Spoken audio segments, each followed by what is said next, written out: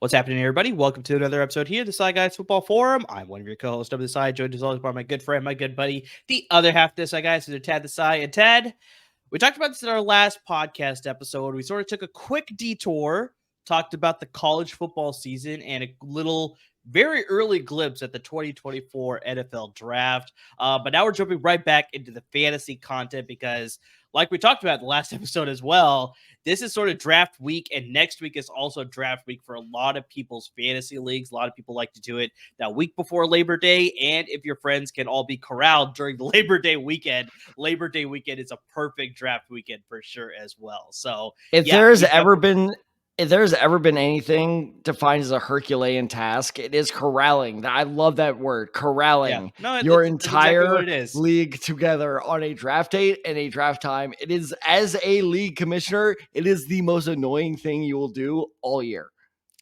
It's very true. It's very true. I used to be very forgiving and trying to be accommodating to everybody in the league, but over the last couple of years I was just like, this is the date, you either make it or you don't make it. I really don't care. I'm tired of, exactly like I said, making sure it works with his schedule, making sure it works with their schedule, making sure it works with their schedule. So I'm just like, you know what, this is the date, work around it. I planned this out 4 weeks ago, so there's plenty of time for you to shift stuff around. Especially like you said, since it's Labor Day weekend, and everyone's like, well, my flight gets back at this time, and my flight gets back at this time. You're like, you know what? Pick an earlier flight if it matters that much. Shut up. It's just the worst. Well, so I do one thing. So I don't plan it during the Labor Day weekend because I know people will possibly be traveling. I do it the weekend before, and then I'm like, you have nothing going on that weekend for the most part, so you need to be free pretty much. So that's the only little bit of forgiveness I give as far as I won't do it over Labor Day weekend. I'll do it just the weekend before. So yeah, no excuses pretty much. See, and that's where I become that meme of are we the baddies? Because the only problem with that is the weekend before, as I mentioned in our last episode, is it's my birthday. So usually we actually are doing something. Issue, but just yeah. But that's the whole thing. It's so this has been a lifelong issue for me. So it's just my parents couldn't just wait another month. Yeah. So selfish. Of course. But yes, we want to jump back into all the fantasy content because, like we talked about, with all the drafts coming up for all your respective leagues, we want to make sure that you are up to date and you're prepared with all the great content that we're going to be giving you. We already gave you a lot of great content, and we're going to continue to give you great content. And I mean, just as always, please interact with us on our social media handles. We're here to help you with all your various, this is always impeccable. Yeah, so as we just make sure you interact with us. You see us down below. You got us on Twitter, RSide23. You got Tad and Tad94. Show handle at the Desai Guys, and of course on Instagram at the Desai Guys as well. So interact with us. We had a FAQ episode a couple episodes ago where we answered individual questions. So maybe we didn't get to your question, but make sure you're doing that on social media because we will get to your questions through social media, through direct messages. Just add us, whatever you want to do. It could be hyper personalized because that's what our good friend Jay did as far as his league is concerned. He had some specific questions. It can be super broad too about how you feel about certain players. So just please do, because we keep saying this every single episode. We are here to help you win your respective leagues, whether that's a title, whether that's a trophy, whether it's a championship ring, just whatever it is. We are here to make sure that you are coming away as a champion of your fantasy football league. And in today's episode, Tad, we're sort of going to be combining a lot of great segments together, a little bit of real stuff, a little bit of fancy stuff. So got a good mixture here. We're dusting off an old classic that we haven't done in quite some time. This is going to be a Quick Hits episode, Fantasy Edition.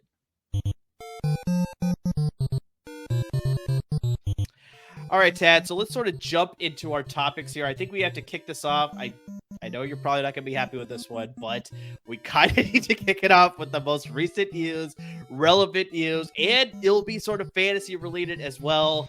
the whole Jonathan Taylor situation, like, I mean, this is just, I'm so surprised. Like, I mean, I texted you about this when Jim Irsay was making comments about Jonathan Taylor when he was still happy, quote unquote, with the team, about like how we're not going to sign him to an extension, about how running backs shouldn't be getting paid that much, or like, you know, something along those lines. I think you remember the quote probably a little bit better than I do. And then obviously we made the fun of the joke of like he'd rather save an orca whale instead of pay his running back, and then his running backs. We're not bringing up the goddamn whale. We are not bringing up that stupid ass whale anymore. We will not. He did not free Willie. He killed Willie. Yeah, 100%. And then obviously there's rumors that Jonathan Taylor probably doesn't want to play in Indianapolis. And then obviously he requested a trade. And then now the Colts have actually given permission to seek a trade. There are some rumors flying around there, but just Tad, I mean, just, man, it has been rough for you. Like, I mean, just, I think it was the other day, it was the 4-year anniversary or 5-year anniversary, whatever it was, of the Andrew Luck retirement. So it's just like, it has not been a good week for you, my friend. As a Colts fan specifically. All right, so you made one key error, and that was a very good summary. Something that I will show my students when I teach them summarizing. But you made one key error, my friend. You said the wrong name. Okay. It's not Jim Irsay. It's Dumbass 1A. Okay, that's my mistake. I didn't know that was his legal name. It is. No, it is. The Colts fan base has legally changed it to Dumbass 1A. I will get to Dumbass 1B in a bit. Oh, gosh. First off, let's talk about that quote, because that was I think this is the quote you were talking about. That was one of the weirdest quotes I've ever seen, where they asked Jim Irsay, like, well, Jonathan Taylor, he wants out now, and, you know, like, what's your response to that? This is actually to preface, because that was at the same time that we got the news of, like, you know, the Austin Eckler and bringing everybody together in that Zoom call, and then I think, like, literally the next day, or maybe it was 2 days after, we get this weird comment from Jim Irsay, which then obviously led to the domino effect to now Jonathan Taylor. So you're talking about another quote. Yeah. Honestly, he's made a lot of weird quotes. It's easy to make. I was about to say, I'm talking about that quote specifically. That one's 6 feet under in my memory at this point. Sure, and it's one of those things. And to give our listeners a little, like, you know, insight, is before the episode, he's like, all right, so you can, like, break down what actually happened here. Everybody already knows what actually happened. There's no, like, backdoor drama going on here. Is Jonathan Taylor went to the and said, I want money. Colts said no. And then the weird thing was the pup list thing. And no one really knows. Even I have yet to see a single Colts insider. And by the way, one of the best Colts insiders, shout out to him. If you are a Colts fan or interested in what's going on right now, follow Stephen Holder on Twitter. He is a great Colts insider. I've been following him for years now. He is plugged in. Even he's like, I don't know. Because, like, it was, I think it was almost if I had to guess, my most educated guess would be the Colts basically try to strong arm Jonathan Taylor and to be like, fine, you don't want to play? You're not allowed to play. It's like, I didn't break up with you, or you didn't break up with me. I broke up with you. It's like kind of like that type of thing. And it's just like, what the hell are we doing here? Yeah. And that brings me to Dumbass 1B, which is this idiot who should no longer have a job with this organization by the name of Chris Ballard. This guy has absolutely, you know what, for lack of a better word, he's fucked up every step of the way. He is such a moron, because Jonathan Taylor wasn't being a diva about this at all. He basically just said, hey, he even said a couple months ago, hey, I'll play, but I would like assurances that, like, you know, down the road, I'm going to get that contract. And Ballard was like, nah. And finally, JT was like, okay, well, then I'm probably going to want to trade. And Ballard was like, fine, then we'll put you on the physically unable to perform list. How about that? Like, how is that going to make the situation any better? Like, what in the world are you doing? Like, I do not blame Jonathan Taylor. And this is very telling, too. From what I've seen from Colts fans, nobody is, like, anti-Jonathan Taylor here. We're all like, what the hell are we doing? Like, we're again with that meme, we're like, are we the bad guys here? And it's like, yes, absolutely. We are absolutely the bad guys here. And it's just like, you know what? The Colts deserve every single thing that is coming. And by the way, in case people were wondering what I was looking up, speaking of the great state of the Colts, Anthony Richardson is out of the preseason game, 6 for 17. Yeah, it's a very messy situation happening in Indianapolis right now. It's just like, I don't understand it, but I think let's sort of give this a bit of a fantasy spin here, Tad. Between the Colts and everything else going on, my alcohol budget is going to be through the roof this fall. I'll try, consume responsibly there, Tad. That's the only thing I'll say here. And all the listeners out there and watchers out there as well. But obviously, it's sort of come to a head now that Jonathan Taylor is seeking a trade, and the Colts have given him permission to seek a trade. And so right now, it looks like there's a strong rumor that the Miami Dolphins seem to be in strong discussion to acquire Jonathan Taylor. There's nothing finalized, but it seems like they sent an offer to the Colts. They rejected it, but they are still in negotiations to work out something. It seems like Jonathan Taylor wants to be in Miami as well. He said he's willing to take less money, even if it just facilitates a trade and then an extension later. So, I mean, that seems to be the strong lead right now as far as where he's going to land. Yeah, he actually said the quote. But just in case, Tad, maybe this is all just a little bit of smokescreen. These are deep rumors. I know this is probably not an exercise that you want to participate in, but just where do you think is a good landing spot for Jonathan Taylor if you were to get traded, and then especially in a fantasy sense as well? Okay, this is a team he could go to where he will have his number put in the Ring of Honor. He could be a potential Hall of Famer by the time his career is over with this team, and is the Indianapolis Colts. That's, the smartest move. If I know. That's the biggest thing. Obviously, I'm going for the joke. No, if he was to be traded, God, that even hurts to say. Exactly like what you said, it would be the Miami Dolphins, is because you look at what Shanahan the Shanahan system, has done with running backs. And that's the thing too, is I've never seen a system with such prolonged success. And I know people are going to go, oh, what about the West Coast system? What about, I guess in the college level? What about the air raid system? Yes, but those are variations of the system. What's going on in Miami is an almost exact clone of what's going on in San Francisco. The only difference is, and I know people are going to go, oh, this is a variation. This is not small, but it's quite literally long, but it's just one variation. And that is the deep pass. Miami loves the deep pass way more than San Francisco does. Anyway, my point being is Miami loves some running game. And I've read a couple articles where people are like, oh, why would Miami be so interested? They already have such a crowded backfield. Okay, let's just assume this happens. Jeff Wilson is probably going to be a Colt if this trade happens. There's no way well, I shouldn't say that, because dumbass 1B is, a dumbass. But if they execute this trade properly, one of those guys, either Jeff Wilson or Raheem Mostert, will be a Colt to replace Jonathan Taylor. So that backfield is just as crowded as it was when JT was not there. Difference is JT is far better than anyone currently on that roster. And you look at the, Shanahan, again, that Shanahan style system under Mike McDaniel, the crowded backfields are bread and butter, baby. They make that work. That is their thing. If they don't have a crowded backfield, they're kind of screwed. And another important thing, too, to remember is Jonathan Taylor did struggle over the last over the last season with injuries. So that could take the pressure off him of hey, you don't have to be our workhorse anymore. You're our guy. But when you're starting to feel a little banged up, especially later on in the season, we have plenty of guys to, kind of help, carry that workload for you. So I think he would be an absolute dynamite addition for Miami, especially, could you imagine Dolphins fans being like, oh, we didn't kick Dalvin Cook. Wait, what just happened?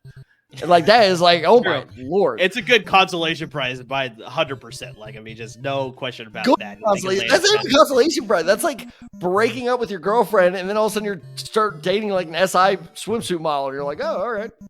Yeah. That worked out surprisingly well. I don't know how that happened, but worked out well. And you know what? How it happens is how it always happens. Because one man was a complete idiot.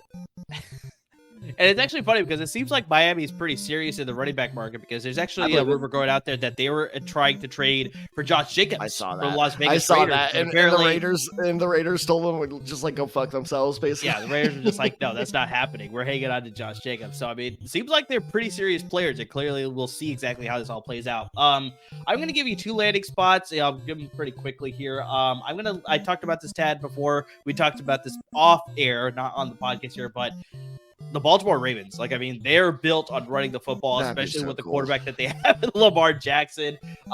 Ted, here's a funny thing. They haven't had a true running back probably since Ray Rice back in the early 2010s. And if you look at their last 1,000-yard rusher, they had Mark Ingram in 2019. He had 1,018 yards, so he barely qualified for it. But here, you have to go back further for like a true 1,000-yard receiver. Justin Forsett. Remember, he was a Raven for a year. Wow. Justin Forsett had 1,266 yards back in 2014 for the Baltimore Ravens. So, yeah, that's a possibility as far as like, yeah, that's how far back we have to go there. I mean, you just add Taylor to that backfield with dangerous combo with him and Lamar Jackson. Like, I mean, offense is better. Watch out. We talked about this. The AFC North is built on strong defense and running the football. You add Jonathan Taylor to that mix. Absolutely dangerous offense there. And then the other one. Real quick, Justin Forsett, what college? I was on the wrong coast with my guess, so I'm gonna say Oklahoma State. Yeah, you're closer than I was geographically. He went to Cal, apparently. Oh, yes. Yes, I remember that now. I'm actually going to stick to the West Coast with my second team here, and I'm going to actually say the Los Angeles Rams. Now, they've made big trades in the past before, because I mean, you have to remember, they traded for Jalen Ramsey. They traded for Matthew Stafford. They traded for Von Miller. Now, I will say the caveat was that they were closer to contention during that time when they made those trades. Right now, they're sort of in a bit of a rebuilding, retooling mode. I don't know how you want to label it there. But honestly, they could use some help with the running game. I know we're big fans of Cam Akers here on this podcast, but Jonathan Taylor's an upgrade over Cam Akers. And I'm pretty sure if you make a trade for that guy, you already have a pretty good relationship with the guy. So, I mean, that's automatically going to be a lot better. You upgrade that offense. I do know they have to work some cap magic. They have about like roughly $10 million in cap space right now. But if they were to trade for him, I'm pretty sure they can work out the cap logistics to acquire this guy and give him an extension, because absolutely they could use an extra boost, on that offense outside of Cooper Kupp. So Los Angeles Rams could be a very dark horse sleeper.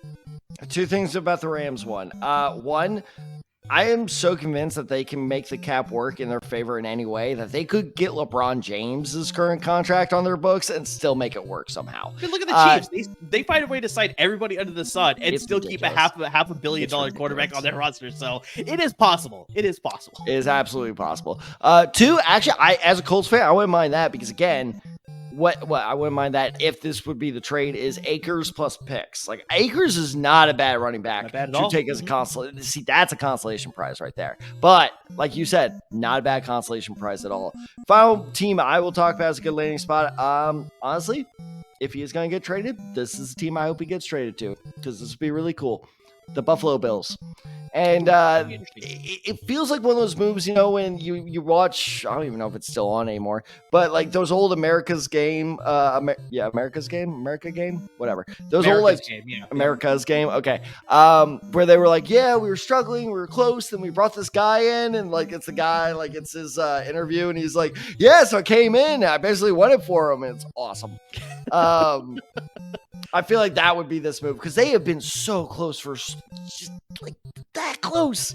Sure. And like the wildest things have happened, so they need to make a drastic move to overcome it. Now, it was funny because at first I was like, but what draft capital do they have? Because Indianapolis, since they know their draft capital is probably going to be higher, will ask for more, since, you know, their picks are going to be, or I guess lower.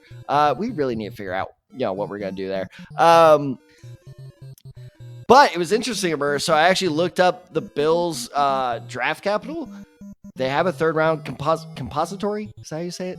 Compository, yep. Compository pick from the NFL because they lost Tremaine Edmonds. Compensatory, not compository. Compensatory. I knew it. Because it's compensation. I knew when I was writing that note. I knew when I was writing that note. I knew it sounded wrong too, but I was like, no, I guess it is compository. And that was my thing too. I was like, but how else do you pronounce it? Say compensatory. Yes.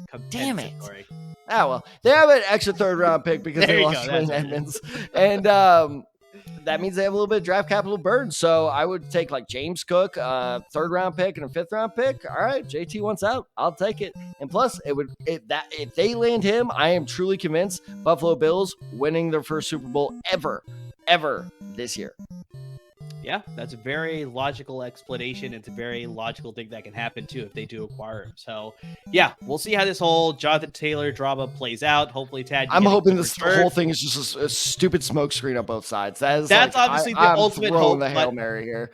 That's the ultimate hope for you, obviously. But yeah, if it does end up transpiring that it gets traded, hopefully you get a pretty good draft package in return for him. So we'll see how that all plays out. But let's sort of jump into, you sort of talk about America's game. Let's sort of look back at some of the, uniforms that are sort of making a comeback in this year's season, because there's a lot of teams out there that are making some retro uniform choices this year. Some of them are good, some of them are bad.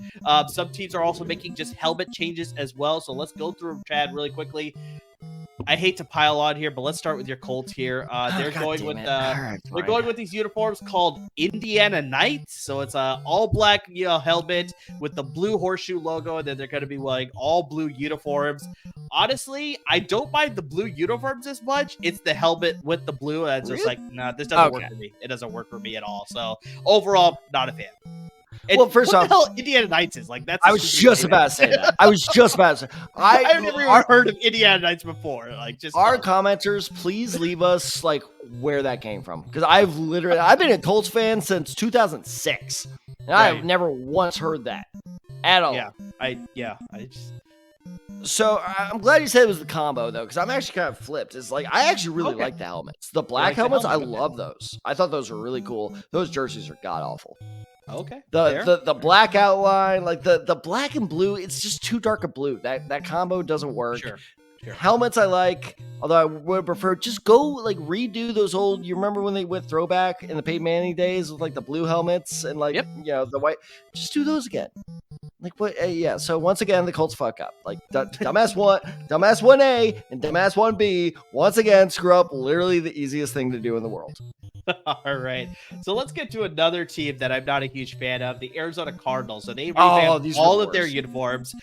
They got the red uniforms that they took out the stripings like underneath the armpits here, so all this white is gone. It's just pure red, so it looks very plain and boring. It's not anything exciting. The white uniforms and the black alternate uniforms, they keep pretty much that same styling, but they do have stripes across the sleeves. It's very reminiscent of Ohio State, and I was just like, yeah, if you're trying to copy a college, that's sort of saying something. Like, it just doesn't look all that great. So overall, I'm not a huge fan of the revamp. So first things first, you were not the first person who's told me that. I'm like, that looks like Ohio State. I don't see that. People need to watch more Ohio State.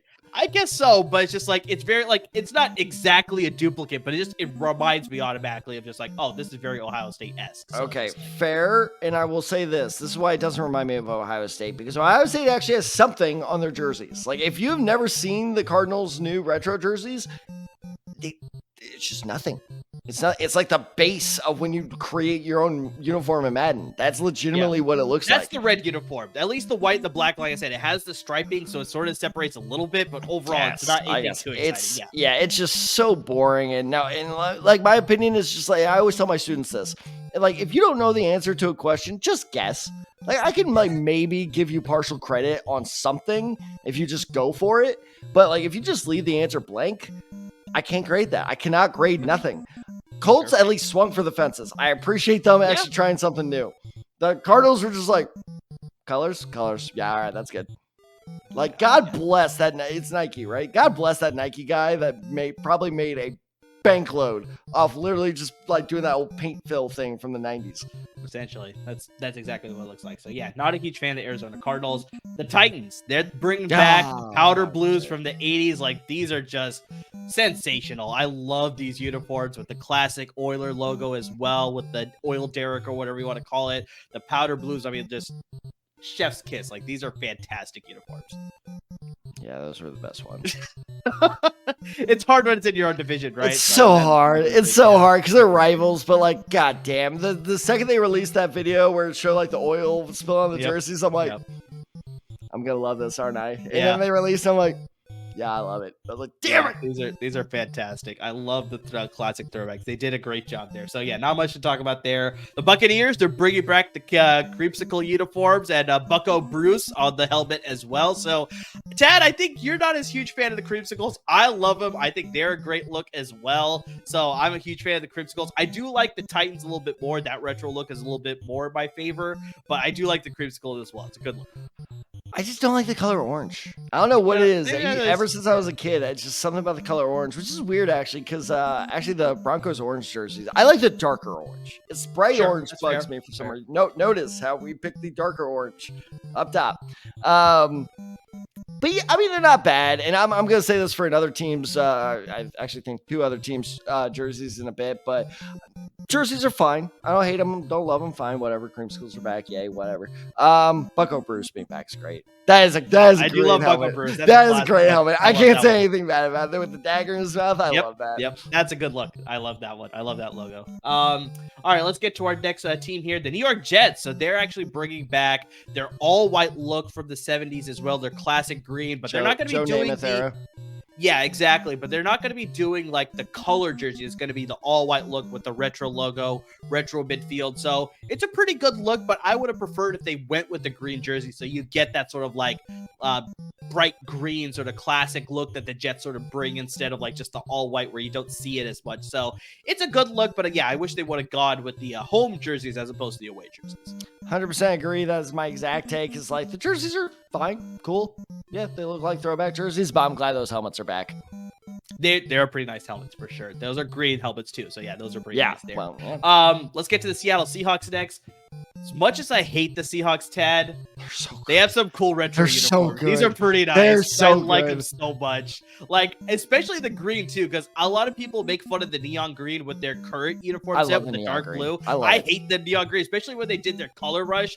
I love those. Green. Yeah, I love those. I love they were atrocious. They were atrocious, but that's why they were so great, is because they were just so unapologetically like, we were going to dive headfirst into this, and we were just like, I love those. Those are my all-time favorite Seahawks jerseys. Oh my gosh, just so bad. The only thing worse was when the Rams did the color rush and they went all yellow. Like, that was pretty gross. Those were bad. No, those were bad. No. All right, I'll one up you there.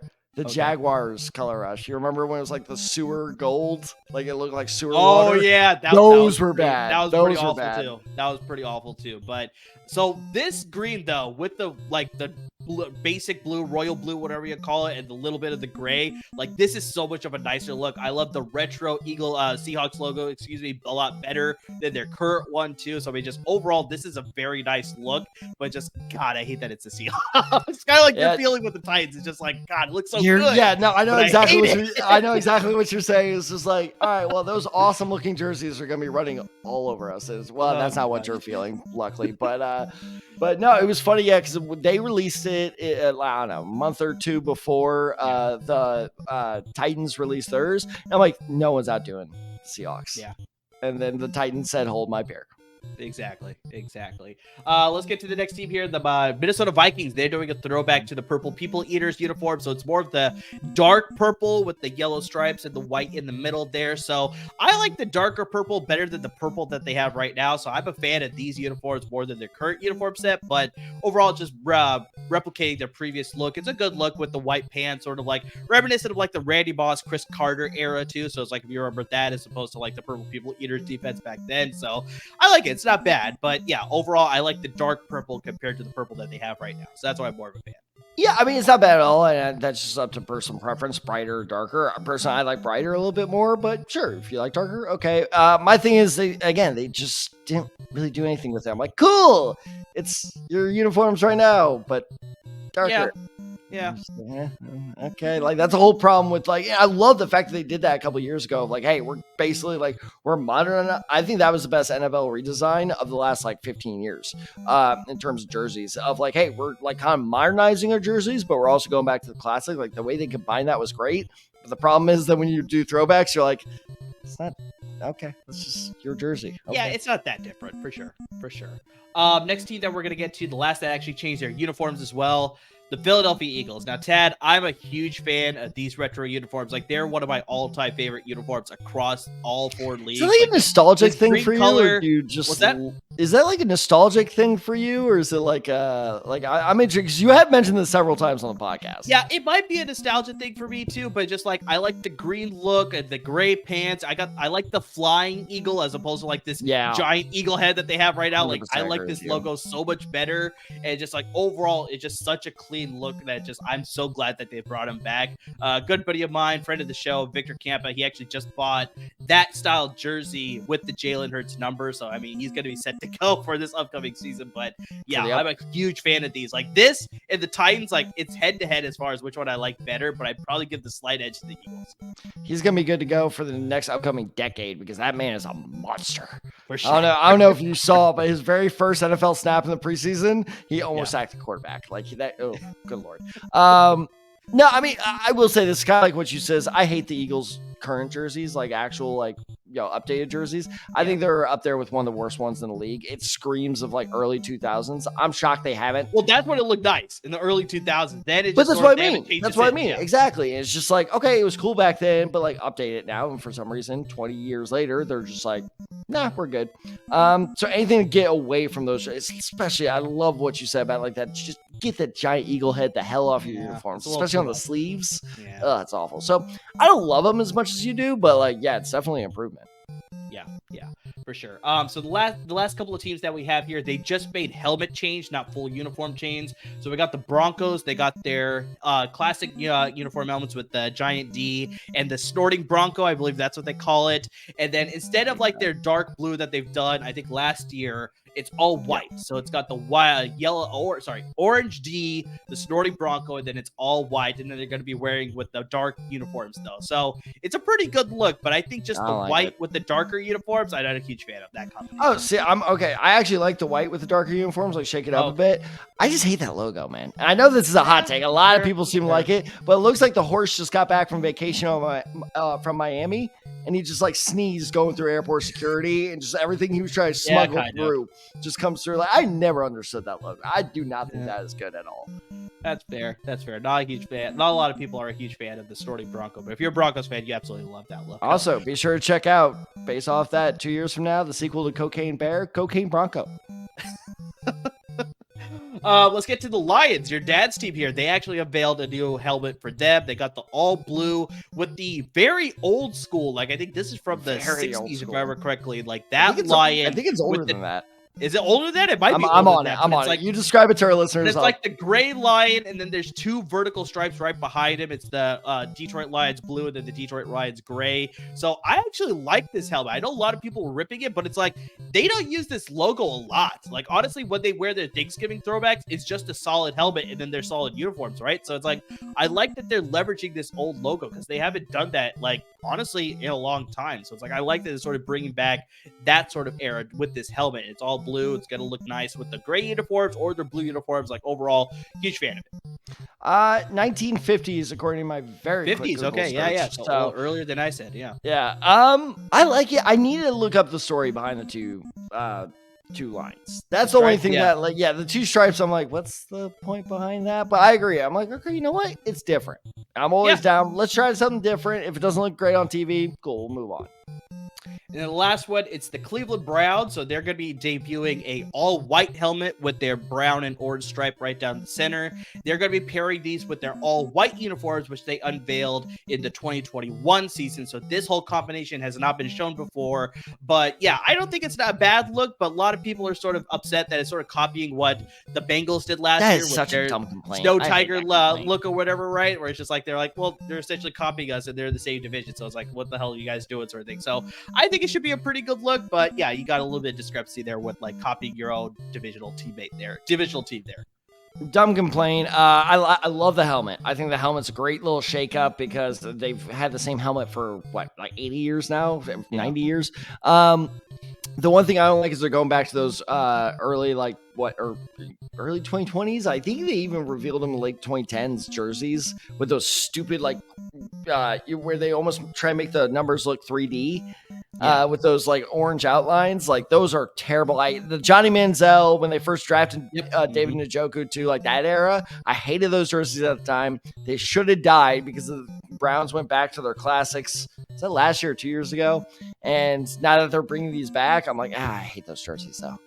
No, that's fair. That's fair. So those are all the uniform changes. Tad, I think we could post some of those on our social media handles so that you can sort of see. Are we allowed to? I don't want to get taken off Twitter again. Well, if it's just a repost from somebody else posting it, I don't think there's any harm in that, right? So there we go. Loophole, baby.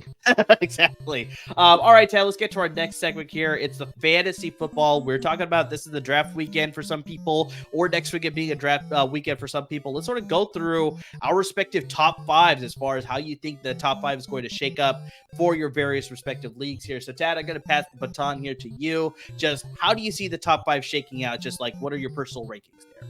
Okay, so I'm glad you said that because this is not how I see the top five ranking, shaking out, but this is how I see, as was the case with our player rankings. This is how it should be. Okay. So I'm just going 1 through 5. Yep, go through it. All right, let's do it. All right, well, I'm sure you and I have number 1 the same. So you ready? That's the one, buddy. I'm feeling it. We got it. Eyes on me. Eye of the tiger. Eye of the tiger. We got it. We got it. Faith. All right, 1, 2, 3. Christian McCaffrey. Son of a bitch. I told you. We are never going to nail this. Good No, Lord. We're not. I don't know why you keep trying. This is like, I feel like I'm calling you on one of those old telephones with the thing to your ear, and I got hold it up to my mouth. Like, good God. All right. Anyway, yes. So we both agree Christian McCaffrey, which we will touch on later, is far and away the guy to go after in fantasy football drafts this year. At number 2, I have Austin Eckler. Okay. So I think that he is pissed off. He's in a great offense. He is a dual threat, and you gotta get that top tier. I don't mean like top tier, like, oh yeah, he's pretty good. I mean like ultimate tier running back if he's available there. So especially if you're in a snake draft, you're number 2. Go for Austin Eckler. At number 3, this is where I see a lot of people's number 2 going, is Justin Jefferson. He's good, but again, I feel like it's easier to find a sleeper receiver to make up that difference than it is to find a sleeper running back. At number 4, I'll be interested to see your reaction here. Patrick Mahomes. See, you're so quarterback friendly that I kind of expected something like this. I am. It's still a little bit of a shock to me. Yeah, they are the highest scorers, and I do not trust any other elite quarterbacks to remain consistently healthy, except for maybe Josh Allen. All right. I mean, think about it. Joe Burrow. I'm convinced slept with one of his offensive linemen's wives or something because they seem to want him to get hurt. Like Joe Burrow is constantly running for his life. So I don't trust him to last me a full season. So great. Now I have to worry about, another quarterback. Lamar Jackson. I mean, don't even get me started on that. You all called me crazy for saying he's not going to be a top 10 quarterback. Look at that. He wasn't a top 10 quarterback. Aaron Rodgers, fair sleeper, but also if you take him at number 3 or number 4, you may be clinically insane. So it's just so hard to find that consistency at quarterback that I think Patrick Mahomes' value is actually weirdly undervalued. In a lot of leagues, he should be going first overall. So the fact that you get him at 4, once all the truly elite guys are gone, 100% go for that. And number 5, talking about elite guys, I don't trust Joe Burrow, but I do trust this Bengal, and it's Jamar Chase. No matter who's throwing that guy the ball, he is going to get you either a lot of yards, a lot of touchdowns, or best case scenario, both. Fair. And this is where we were sort of talking about this before the podcast as far as can we get enough for this segment? It's like our rankings are going to differ. So yes, 100% we're going to get a lot from this segment for sure. So yeah, I'm going to go with my top 5 here. So at the same very top of the position, number 1, we both have Christian McCaffrey. No argument there. He's probably going to be one of the best running backs in fantasy football this year. And number 2, this is where we have a little bit of a swap. So where you had Austin Eckler, this is where I have Justin Jefferson. So that's fine. I can see a little bit of the interchange here where it's you want to take the second best running back in fantasy football, most likely, like you said, in a very loaded offense. He's going to be dynamic in that offense, hopefully to get that payday in the offseason, or hopefully in the season with the Los Angeles Chargers, which I think is where he wants to stay. But for me, Justin Jefferson, just like you were saying with Patrick Mahomes, the consistency is there. We've seen it season in and season out. He's playing in a good offense. We talked about this before. Kirk Cousins in a contract year. He's going to want to air it out. I think another year in Kevin O'Connell's system is just going to be that much more explosive. We talked about Jordan Addison pairing up with him, more dynamic threat on the other side. So yeah, 100%. I love Justin Jefferson at number 2. I can see Austin Eckler though, but for me, I got him at number 3. So just going one spot later.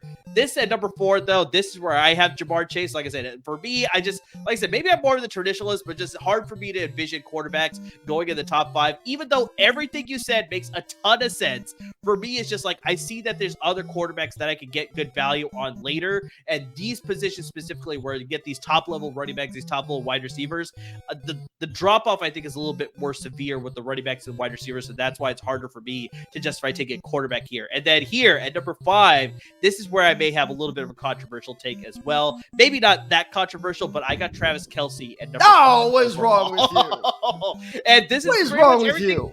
Pretty much everything that you laid out with Patrick Mahomes. Like, Travis Kelce is just so consistent at the position. We've talked about this so many times already on the podcast that just the tight end position is just an absolute crapshoot. It's a wasteland. It's whatever you want to call it. It's just hard to predict the position as far as 2 through 10. But at number 1, you can always count on Travis Kelce to perform at his best. He is pretty much the sole offensive weapon in that offense. Hopefully some other players are going to emerge, but when Patrick Mahomes needs to make a crucial pass, needs to make a crucial touchdown, convert a crucial third down, he is always going to be looking Travis Kelce his way. So that's why I got him at number 5. Okay, the crapshoot argument is just factual. I can't argue against that. But part of that crapshoot argument, I can turn it against you, though, is the fact that you will get a sleeper guy that will still land you in the top 10, because it happens every year. I believe we did an episode on this, where every year there's at least one guy who comes out of nowhere, lands you in the top 10. So I understand this, because I did say in an episode a couple weeks ago, with Travis Kelce, when you draft a tight end, you're really drafting a receiver. But if you are of that mindset, you're drafting a low-end receiver. I said that in terms of should you take Kelce in the first round at all. You are taking him top 5. Yeah, you Norman Bates level psycho. But yeah, so that's where our top 5s differ there. But yeah, it's going to be interesting how they all shake out for sure. Now, we sort of made some bold proclamations with our top 5s there, with you and Patrick Mahomes at number 4, me and Travis Kelce at number 5. But we've done a lot of bold predictions, Tad, in our position-specific episodes. We did one for the quarterbacks, we did one for the running backs, the receivers, and the tight ends. So make sure you tune back to those episodes or those articles. They're on our LEFB Network's website as well. We have all those bold predictions there. But Tad, let's get the viewers and the listeners one more bold prediction each for the fantasy football season. What is your 5th and possibly final bold prediction for the 2023 season? Final bold prediction. Get out of here. So, Murr, I think possibly. That's a possibility. Yeah, big possibility. I think you may need someone to come and check on me in a couple days, because and they are lovely, lovely children, but they are children, all the same. Yeah. Between dealing with children all week, dealing with 110-degree heat, that's not an exaggeration, by the way. I know. Dealing with a cat that tries to attack my feet while I am recording. Yeah. And dealing with all this Jonathan Taylor bullshit. Let's throw the fact that the St. Louis Cardinals are terrible this year, too. Oh, how dare you. Literally salt in the wound. But I really think I might be losing my mind. And here's why. Because in one episode on this beloved podcast of mine, I'm about to compliment both the Titans and the Jaguars. Ooh, interesting. Like I said, have someone come check on me in a couple days, because it's just there might be something very wrong. At least you're not hitting the trifecta with complimenting the Texans too. I would never. Well, first of all, I could never. They make it literally impossible. But I might have to check you in if you do hit the trifecta. I would die before I compliment anything in Houston. Oh gosh, Hurricane. No, I shouldn't make that joke. Anyway. My bold prediction is that I'm not gonna do it. Even for me, that's crossing the line. Yeah. The Jacksonville Jaguars will have a player in the top 10 at the end of the season. Let me clarify, at every skill position. So I'm ruling out defense and kicker, IDPs, all that. I'm ruling that out. But I think quarterback Trevor Lawrence will finish top 10. Running back James Robinson will be there, and receiver James Robinson. Not James Robinson. Who am I? Travis Etienne. Excuse me. There you go. Ooh, James Robinson, member of the New York Giants, if I remember correctly. Actually, I just found that out. Today or yesterday. I was like, he popped up on my newsfeed. Like, James Robinson's a Giant. That's too funny. I typed in James Robinson in my notes. I was like, this feels weird, and that's exactly why. But he's not there anymore. Exactly. So, and then obviously so Kirk or Ridley in the top 10, either one of them, and then Ingram or. How about this for a bold take? Both of them. Hey-o. And then Evan Ingram in the top 10 at tight end. So Trevor Lawrence, he finished as the 8th best quarterback last year with Calvin Ridley here now. it's his second year in the system that he already proven he's good in. So there's no reason to expect Trevor Lawrence to be any worse. Now, this was a surprising stat. I looked up how far away Travis Etienne was from being the number 10 running back. He's only 26 points away. That's not bad. That's like two. Bad at all. Yeah, that's two like good games away. So he was like right there, which tells you like how tight that running back race is. But it means a couple more good games. There you go. Now, I'm blanking on his name now. That rookie they just drafted at Auburn, Tank Bigsby. Tank Bigsby. He worries me a little bit, not gonna lie, but I don't think he's gonna be enough of a touchdown vulture to really hurt Etienne's stats. Now, realistically, do I actually think Ridley and Kirk are gonna be in the top 10? No, but whichever one ends up being Trevor Lawrence's favorite, absolutely, I think he'll be in there. And then with Evan Ingram, I think his reception and his yard numbers will go down, but you know what will go up, which is the key to tight ends being that guy that year. I think his tight end or his touchdown numbers are going to go up because he only caught 4 touchdowns last year. And I think that was because he was the biggest guy. You know, they had Kirk on the outside. It was like, okay, put our number 1 guy on him. And they were like, focus on Ingram then. Now that Calvin Ridley's in there, they're spreading the offense out more. I think he'll be a better red zone target. So, yeah, I think this is very possible. The only ones that worry me is exactly like I said, Travis Etienne with Tank Bigsby there. Like, I know he'll get all of the receiving work as far as being the as far as being the passing back in that offense. But, yeah, Tank Bigsby, like what I've seen in preseason, he's been looking pretty solid. If he can steal lots of those rushing touches from him, that's where I can see some of his value dipping, and then he may fall outside the top 10. And then for me, like, I'm just wondering if Evan Ingram's just going to dip too much. And, you know, the involvement of Calvin Ridley and, like I said, Christian Kirk having another solid year, that could possibly worry me too, as far as like that would mean less involvement for Evan Ingram then. So he worries me about not finishing in the top 10 too. But overall, 100% agree with you on Trevor Lawrence, 100% agree with you with either Christian Kirk or Calvin Ridley. I'm siding more with Calvin Ridley compared to Christian Kirk. But yeah, Etienne and Evan Ingram worry me a little bit more there as far as finishing in the top 10. But that's why it's a bold prediction. That's why you got to be a little bit bold there. So I'm going to go with my bold prediction. I'm playing the Homer card probably for the first time in quite some time here. Christian McCaffrey, who you said is going to be your fantasy MVP this coming season. 100%. He is going to have a 1,000 season for the second time in his career and be the only player to do that so far. And in case you don't know, 1,000 season pretty much means 1,000 rushing yards and 1,000 receiving yards. Now, it's so basically, for you baseball fans out there, it's basically the triple crown of football.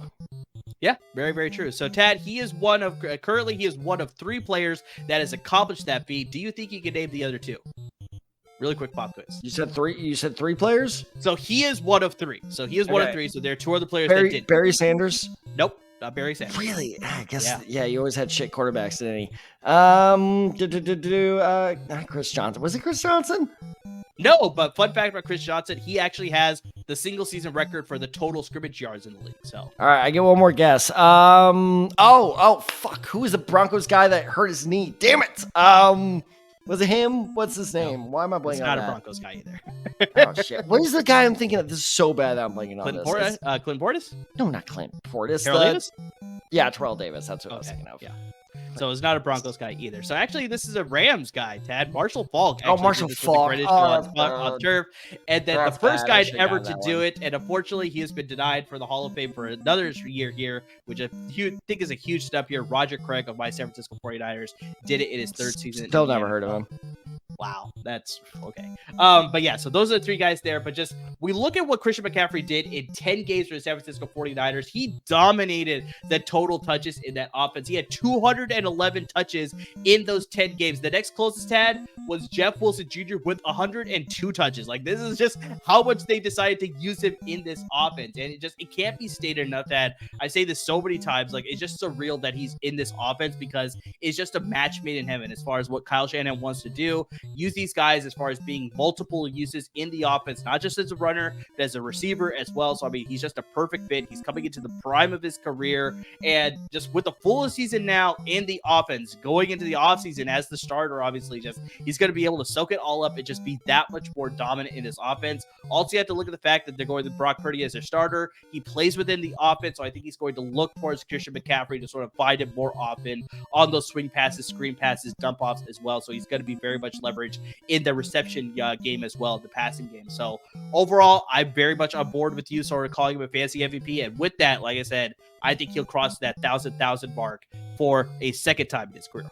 Only way he doesn't get there is if he gets hurt, which is a concern with him. Very true. But if he does not, thing with anybody, yeah. Yeah, and that's why I bring this up every time we talk about him. But that's why we were freaking out way back last November when he got traded to the 49ers, because we're like, this match is way too perfect to be true. Yeah. And it is looking like it. So now if he stays healthy, not even all the games, I'm not even saying he has to play all 17. I'm saying if he gets like 15 in there, that's a very real possibility.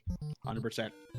So, all right, Ted, let's close it out with our final segment of the night. And this is rapid fire. So we each got 5 questions for each other. We're just going to rattle them off each one by one. Just answer. No explanation? Quick explanation. Nothing too long, obviously, there. But just, yeah. So I'll pass it to you here first to ask your question. So, yeah, let's go with rapid fire here. Well, buddy, you know I got to go with the rookies. Who will be your surprise fantasy rookie of the year? Not fantasy MVP, but rookie MVP, but surprise rookie. Surprisingly for me, I think it's somebody that I've sort of been clamoring for all season long, and that's Jordan Addison. Like, I love the running backs, Bijan Robinson, Jahmyr Gibbs, but I think Jordan Addison... I don't know. I think Jordan Addison in that offense sort of getting behind Justin Jefferson. He gets a lot of the attention there. I think just he's going to get involved enough that he's going to be a very good difference maker. Okay, hit me. Or are we going through all of ours? No, just you go through all 5, and then I'll go through my 5. So, remember, we recently took place in a shared long-term draft. It was awful. I did not like it. Looking at said draft, who was a player that slipped in that draft that surprised you? Well, I have to pull it up here so I can sort of see it here. But I brought this up in the episode before, but, you know, I'm very surprised that Darnell Mooney is going as late as he is. I think he's going to supplement DJ Moore really well. I actually ended up drafting him in the 13th round out of 20, so it's like I got him in those double-digit rounds. Yeah. And so, yeah, I think he's going to be a huge difference maker. Pairing him up with the legit option on the other side, that's just going to make him that much more valuable, too. So there's one surprising thing. Okay, Amir, what is the worst fantasy trade or waiver wire move you've ever made? Oh, gosh. Too many to count. How about that one? So I'm not as big as a trade guy as you are, but I remember this was, I think, a couple seasons ago. It was like Antonio Gates' final year, I think, in the league when he finally decided to retire. And there was a chance for me to either pick up him or God, I'm blanking on who the other guy was. I want to say it was like James Robinson, if I remember correctly, but it was like a running back of that caliber. And I decided, I was like, nope, I think Antonio Gates, he's proven it. He's been pretty good, even though he was kind of at the twilight of his career. I was like, I'm going to go with Antonio Gates. Even though I had the option to pick that said running back, he ended up being a league winner for like pretty much anybody that ended up picking him up. And I was like, God, this could have been the guy that I could have picked up for sure. That's amazing. That's one that I can remember for sure. James Robinson is also my pick. I'm missing out on him. So that tells you how damn good that rookie year was. Yeah. All right. 100%. 2 more. Who was the king of the hill last year that was going to take a tumble? So who was a really good player last year who is going to, not be as good this year? Not as good, but like really take a tumble. I've said this before. I'm just not a huge fan of his. Geno Smith. He finished at number 5 last year. I don't think he's going to replicate that production. I think a lot of people are going to catch on to him. He's going to take a tumble. I think he's going to fall outside the top 10, but we'll see exactly because he's got 2 legit weapons. So it's a possibility he could stay in that top 10, but nowhere near in the top 5 for sure. Translate best any way you want. Who is the best fantasy player on the worst team? Best fantasy player on the worst team. I'd probably say Chris Olave with the New Orleans Saints. Like, I just think he's going to bring a lot more to that offense. Like, we obviously know what are we going to expect from Michael Thomas, him being on the sidelines majority of the season. So Chris Olave is definitely going to step up there. They got more stability at the quarterback position. He's just absolutely going to ball out in a relatively weak offense, surprisingly. Okay. All right. Good answers. All right. All right, you ready for your rapid fire? No, here? I am not. I'm not excited. This should be fun. So, Tad, let's go with number 1. Starting, let's say, hypothetically, your starting quarterback has to miss a significant amount of time or they're out for the entire season. Who is the quarterback that you're targeting on the waiver wires? Oh, God damn you. So pretty much who's undrafted quarterback that you like? I don't think Brock Purdy is going to go draft in a whole lot of leagues. I think there's still a lot of unsureness about him. But, I mean, we saw, and like we talked about, this offense has proven itself time and time again that it can make basically anyone work. So I think Brock Purdy is a great guy to go after there. Fair enough. Also a very weak division. Yep, very true. Very true. All right, second question. Which team's secondary receiver appeals to you the most in fantasy league? So obviously not the starter like your Jamar Chase, but like your T. Higgins, your secondary guys on the team. So the reason I'm not laughing at the injury, I'm laughing at the timing of this.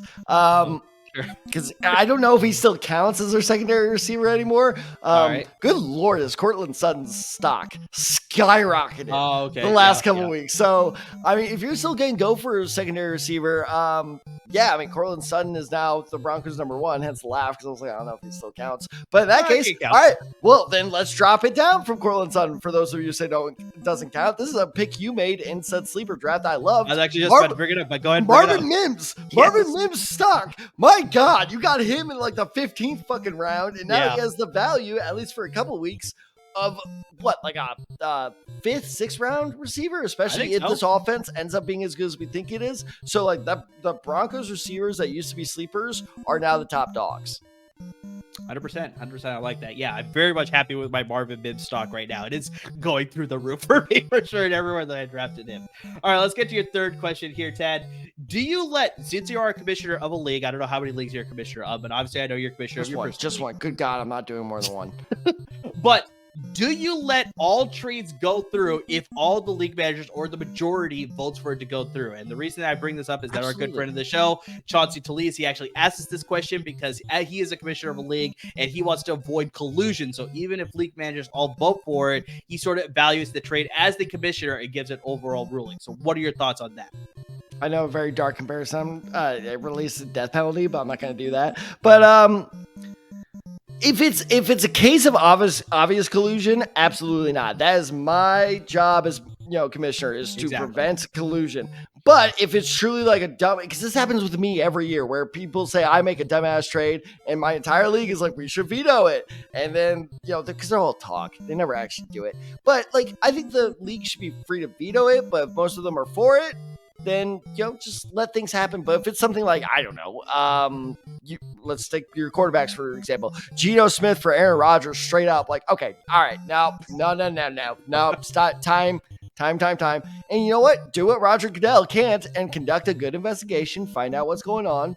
And if the person is good enough to convince you that they're dumb enough to actually pull off that trade, I say allow it. I don't know if that actually answered your question, but no, yes, it does. That's pretty much the same approach that I take. I think that's the same approach Chauncey takes, is that overall, most people actually take inaction in voting. So that's usually what happens.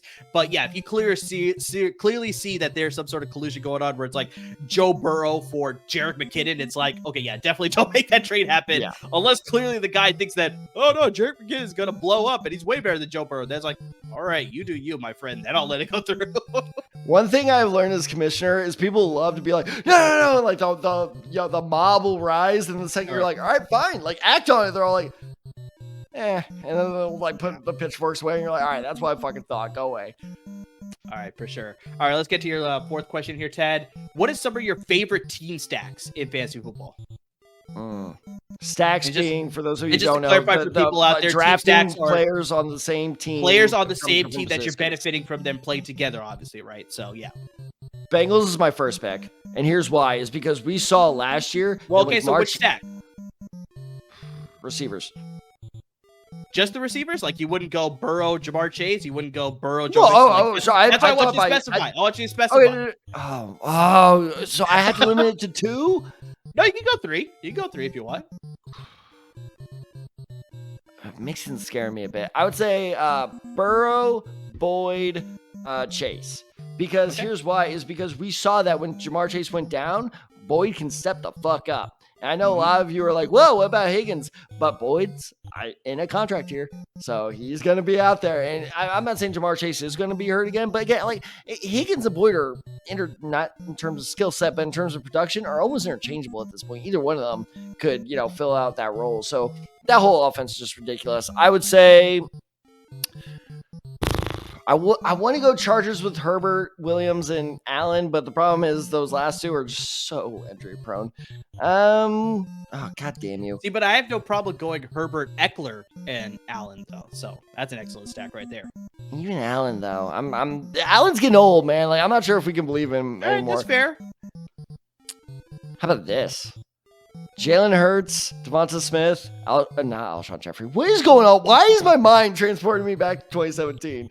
AJ Brown, Devonta Smith, Jalen Hurts. That's a pretty solid one too. That's a pretty solid one too there. So for sure. I'm going to give you a sneaky one that possibly could pan out. Kenny Pickett, Najee Harris, and George Pickens. That's the second one. That's the problem with me. I will never be a believer in Najee Harris. I think he's so overrated. I think he's going to be a silent killer. A lot of people are going to feel the way you do, that they're just going to let him go by, but he's going to be absolutely dangerous in fantasy football league. So I will say this: if Najee Harris somehow is going, because remember I do an auction draft, if he's going less than 20, I'm going after him then. Do it. All right, Ted, let's close it out with the final question here, rapid fire. So who do you prefer at the flex position, Antonio Gibson or Brandon Cooks? Brandon Cooks, obviously. Wow, okay. Obviously. Well, because here's the whole thing is I think the Commanders, the only reason Brian Robinson did not totally take over was because of the whole unfortunate preseason incident. I think he, obviously lost out a lot of valuable training camp time. When he come back, it was like week 4 or something. Like he missed out on a lot. Week 5, week 6, yeah. Yeah, he missed out. And, you listen to former players talk, that early season time is super valuable because, you can talk up these rookie mini camps all you want. But by the time the entire team is together, that's when you really start learning. So I think that Brian Robinson, who I thought he would be good, I did not think he'd look that good. And Antonio Gibson, I feel like, has just been slowly over the last couple of years losing his spot even before Brian Robinson got there. So I think that while Antonio Gibson, I'm not calling him fantasy buzz, but you look at Brandon Cooks, that is a number 2 receiver on a team that, sure, the quarterback may throw a lot of picks, at least according to the people down here, because, they do not like that man. But he still will get enough targets to, good Lord, I almost did it again. I almost said Amari Cooper. Wow. I'm not even joking. That is the first name that popped up in my head. If CeeDee Lamb goes down, all of a sudden now he's the number 1 guy that can really stretch the field. So I think the upside with Cooks is higher, so I'm going with him. All right. Fair enough. All right, so that closes out Rapid Fire, and that closes out our special edition of Quick Hits with a fantasy spin. All right, Tad, so that will close out today's episode. We had a lot of good fun, covered a lot of great segments, talking about retro uniforms and, fortunately, Jonathan Taylor news. We got into more bold predictions here, and, of course, we did some fantasy rapid fire as well. But, guys, we're going to continue on with all the great fantasy content through the rest of this season, as well as in season. That's where we're getting into a routine. We're talking about waiver wire additions and start sit. We're going to talk about DFS, and, obviously, once we get closer to it, trades and all that stuff, guys. So, we got you covered in season.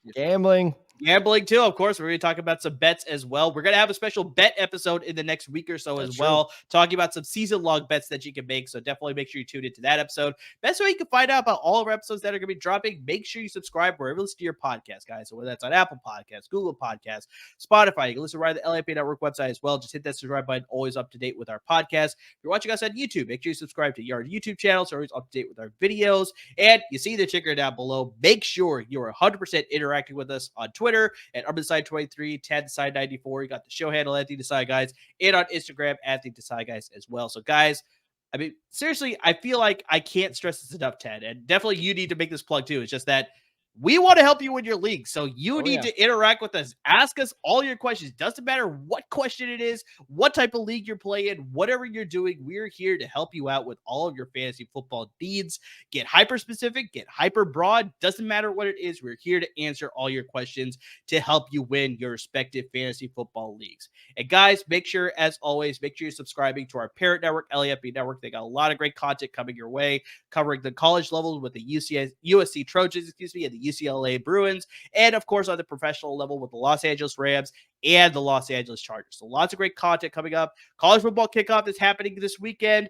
NFL kickoff is happening in a couple weeks. So, I mean, they got you prepared. We are going to have you prepared on the fantasy level. And to everybody that's interacting with us, reading our articles, listening to the podcast, watching our videos, interacting with us on social media, just anything and everything you're doing to support us, we can't thank you enough. Like Amir said, is like the whole, send us super specific advice that does not end with the draft. It's true. See, anytime I say draft, I just think the 2024 NFL draft. I can't wait. But anyway, even after your fantasy draft is done, if you want to ask us, hey, should I drop X player for Y player on the waivers? We will break that down. We did that several times last year. We had a hypothetical in the rapid fire. Like, let's say your quarterback goes out with a significant injury or is out for the season. Who should you pick up? We will answer that question for you. Just hit us up. Like I said, we did it multiple times last year. And honest to God, I'm like 90% sure most of them were on tight ends. Just saying. But waiver stuff, oh my goodness, guys. My God. Listen to me. Look, our viewers on YouTube, look at me in the eyes. I know it's a little dark. Lighting's not great, but look at me. If you have a trade offer, trust me, I will listen to it and I will obsess over it for the next few hours. And I will give you the best advice. I am the best trader in fantasy football. I am making that. I'm sticking my flag in that claim right now. No one is better at trading than me. I promise you. Okay. So trades, waiver claims, anything else you need with fantasy football. And plus, even not fantasy people, like Amr kind of alluded to, we have gambling coming up. I am a gambling junkie. Unfortunately, because I'm a teacher, most of it is hypothetical gambling, but it is still like Monopoly money. Yeah, exactly. There we go. Thank you. Monopoly money. But I put a lot of research into it. So if you are looking for some good experts, and notice how I said experts, because Amr does as well. I want to just toot my own horn here. So as always, everyone, thank you so much for listening. Thank you so much for watching. We can't wait to help you out this season. And most of all, please stay safe, everyone.